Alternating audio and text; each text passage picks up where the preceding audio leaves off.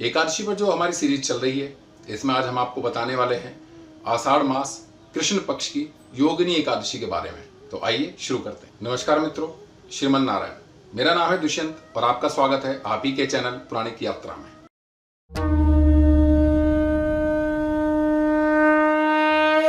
ये जो मैं आपको कथा सुना रहा हूं एकादशी के बारे में, ये मैं आपको बता रहा हूं पद्म पुराण उत्तरखंड अध्याय 54 से। कथा वहीं से प्रारंभ होती है।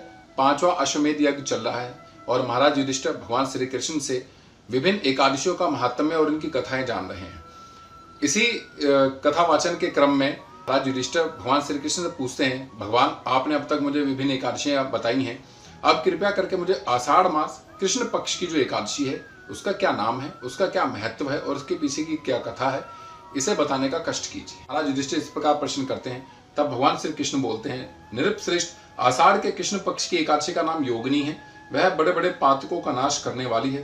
संसार सागर में डूबे हुए प्राणियों के लिए यह सनातन नौका के समान है। तीनों लोकों में यह सारभूत व्रत है।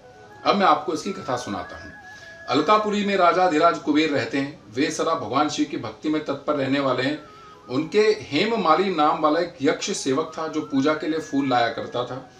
हेममाली की पत्नी बड़ी सुंदर थी, उसका नाम विशालाक्षी था। वह यक्ष कामपाश में आबद्ध होकर सदा अपनी पत्नी में आसक्त रहता था। एक दिन की बात है, हेममाली मानसरोवर से फूल लाकर अपने घर में ही ठहर गया और पत्नी के प्रेम का रसास्वादन करने लगा, अतः कुबेर के भवन में ना जा सका। उधर कुबेर मंदिर में बैठकर शिव पूजन कर रहे थे और हेममाली का प्रतीक्षा कर रहे थे कि वो फूल लेकर आएगा तो मैं अपनी पूजा संपन्न करूं। उन्होंने दोपहर तक फूल आने की प्रतीक्षा की। जब पूजा का समय व्यतीत हो गया तो यक्षराज ने कुपित होकर सेवकों से पूछा, यक्षो, दुरात्मा हेममाली क्यों नहीं आ रहा है, इस बात का पता लगाओ। तब यक्षों ने कहा, राजन, वह तो पत्नी की कामना में आसक्त हो अपनी इच्छा के अनुसार घर में ही रमण कर रहा है। जैसे ये बात सुनी तो कुबेर को बहुत क्रोध आ गया और तुरंत हेममाली को बुलवाया गया। देर हुई जानकर हेममाली के नेत्र भय से व्याकुल हो रहे थे।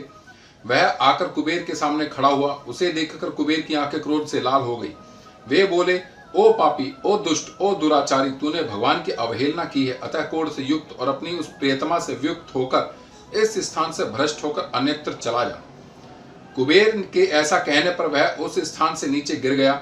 उस समय उसके हृदय में महान दुख हो रहा था। कोढ़ों से उसका सारा शरीर पीड़ित था, परंतु शिव पूजा के प्रभाव से उसकी स्मरण शक्ति लुप्त नहीं होती थी।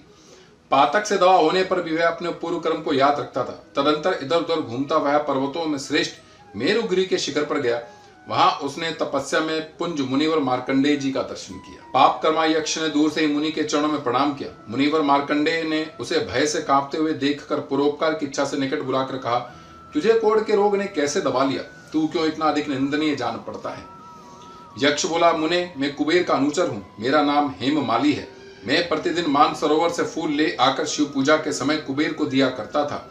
एक दिन पत्नी सहवास के सुख में फंस जाने के कारण मुझे समय का ज्ञान नहीं रहा, अतः राजाधिराज कुबेर ने कुपित होकर मुझे श्राप दे दिया है, जिससे मैं कोढ़ से आक्रांत होकर अपनी प्रियतमा से बिछुड़ गया हूँ। मुनि श्रेष्ठ, इस समय किसी शुभ कर्म के प्रभाव से मैं आपके निकट आ पहुंचा हूँ। संतों का चित्त स्वभावतः परोपकार में लगा रहता है। यह जानकर मुझ अपराधी को कर्तव्य का उपदेश दीजिए। मार्कंडेय जी ने कहा, तुमने यहाँ सच्ची बात कही है, असत्य भाषण नहीं किया है, इसीलिए मैं तुम्हें कल्याणप्रद व्रत का उपदेश करता हूँ। तुम आषाढ़ के कृष्ण पक्ष में योगिनी एकादशी का व्रत करो।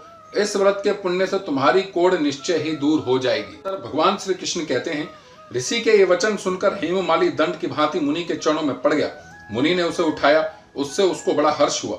मार्कंडेय जी के उपदेश से उसने योगिनी एकादशी का व्रत किया, जिससे उसके शरीर की कोढ़ दूर हो गई। मुनि के कथानुसार उस उत्तम व्रत का अनुष्ठान करने पर वह पूर्ण सुखी हो गया। नृपश्रेष्ठ, यह योगिनी का व्रत ऐसा ही बताया गया है। जो 88,000 ब्राह्मणों को भोजन कराता है, उसके समान ही फल उस मनुष्य को भी मिलता है जो योगिनी एकादशी का व्रत करता है। योगिनी महान पापों को शांत करने वाली और महान पुण्य फल देने वाली है। इसके पढ़ने और सुनने से मनुष्य सब पापों से मुक्त हो जाता है। ये कथा थी योगिनी एकादशी के बारे में और ये हमने आपको बताई है पद्म पुराण उत्तरखंड अध्याय 54 से। आप इसी प्रकार भगवान श्री हरि का भजन और यजन करते रहें, अपने परिवार में प्रेम बनाए रखें। बाकी हुई है वही जो राम रचि राखा। धन्यवाद।